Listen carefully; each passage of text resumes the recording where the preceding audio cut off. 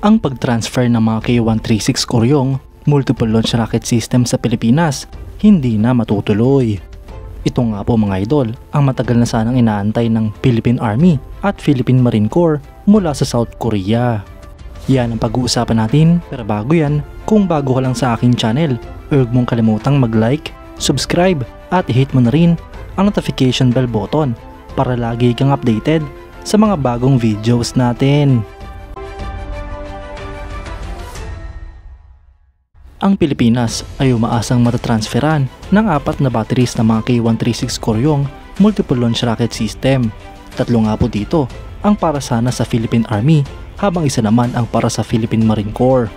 Ang kalahati nga po sa batteries na ito ay donasyon ng South Korea habang ang kalahati naman ay babayaran ng Pilipinas. Ngunit noong nakarang taon lamang mga idol, ang Pilipinas ay tumigil na sa pag-procure ng South Korea's reserve K136 Koryong systems. Ngunit wag nga po kayong malungkot mga idol, bagamat hindi nga po natuloy ang pag-transfer ng mga K136 Koryong sa Pilipinas, ay meron namang mas magandang pinaplano ang ating bansa.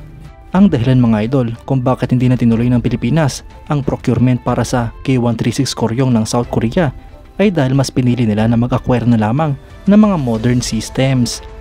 Ibig sabihin mga idol na imbis na mga segunda manong K136 Koryong multiple launch rocket system ang mapupunta sa Pilipinas, ay bibili na lamang ang ating bansa ng mga brand new na ganitong klaseng system.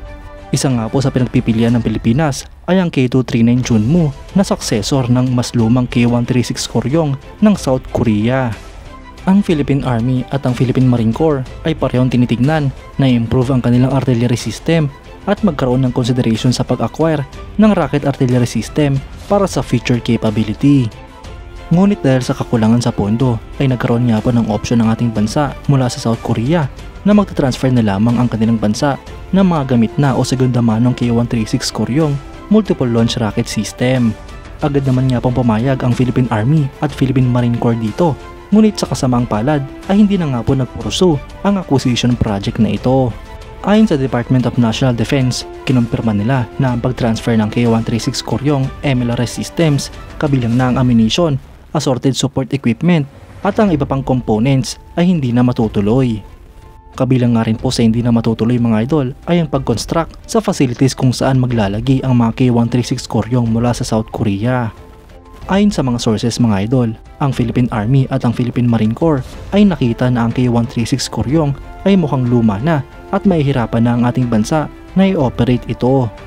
Bukod nga po sa edad ng mga system na ito mga idol, ay mukhang mas magagastusan pa ang ating bansa sa pag-operate at pag-maintain ng K136 Koryong. Kaya't dahil dito mga idol, imbes na mag-pursue para sa acquisition ng mga segunda manong K136 Koryong, ay mas gugustuhin pa nga po ng Philippine Army at Philippine Marine Corps na bumili na lamang ng mga brand new na ganitong klaseng system. Ang tatlong pinagpipilian nga po ng ating bansa ay ang K239 Chunmoo mula South Korea, Lynx PULS at ang M143 HIMARS mula naman sa Estados Unidos.